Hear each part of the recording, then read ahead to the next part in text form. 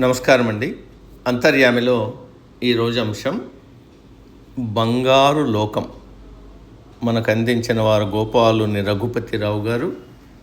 వివరిస్తున్నది మీ విజయభాస్కర్. ఆధునిక కాలంలో మనిషి జీవితం సంకుచితమైపోతుంది.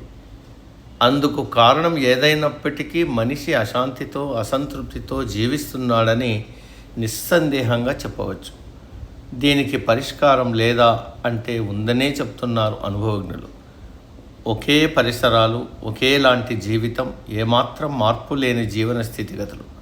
ఈ నేపథ్యంలోనూ మనిషి తనదైన బంగారు లోకాన్ని సృష్టించుకునే అవకాశం ఉందనే అంటున్నారు. మానవ జీవితానికి సంబంధించి సమాజం బయట లోకమైతే, అంతరంగంలో ఉండే మరొక ప్రపంచం మనసు. బయటి లోకాన్ని మనం మార్చలేకపోవచ్చు, కానీ లోపలి ప్రపంచాన్ని తప్పకుండా మార్చుకోగలుగుతాం.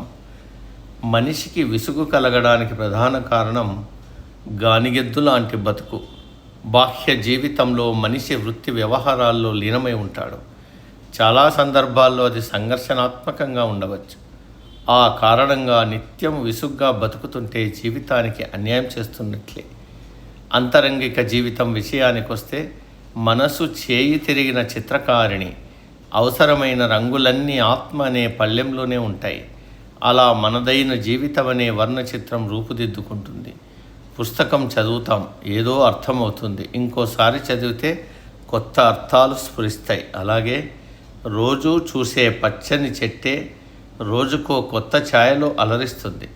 ప్రేమ ఆప్యాయతల రంగరింపుతో బాంధవ్యాలు నిత్య నూతనంగా ఉంటాయి. అంతరదృష్టిని సాధన చేసినప్పుడు జీవితం ఎప్పుడూ కొత్తగా మధురంగానే భాషిస్తుంది. ధ్యానంతో లోపలి దివ్య లోకాలను సైతం దర్శించవచ్చునన్నది సత్యం. కొద్ది నిమిషాల పాటు ధ్యానంలో కూర్చుని శ్వాసను గమనిస్తూ ఉంటే మధుర ఓంకారనాదం మనసులో ప్రతిధ్వనిస్తుంది.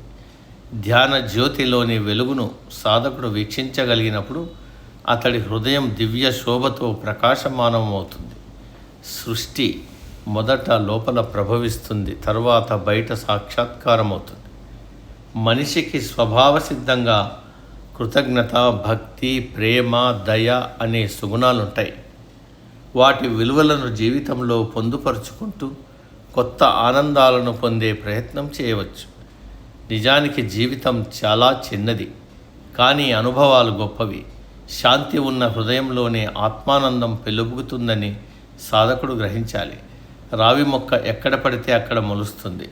మొండి గోడల మీద, ఇళ్ల పైకప్పుల మీద అక్కడే ఎదిగి విస్తరించే ప్రయత్నం చేస్తుంది.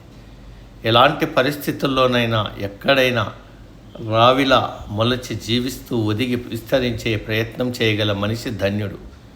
బంగారు లోకం మనిషి చేరుకోలేనంత దూరంలో, అతనికి అందనంత ఎత్తులో లేదు.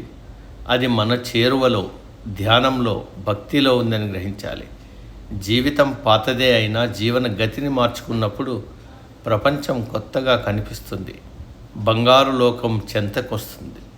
అలాంటి నిత్య నూతన బంగారు జీవనాన్ని ఆస్వాదించేందుకు మనిషి సదా సన్నద్ధుడై ఉండాలి.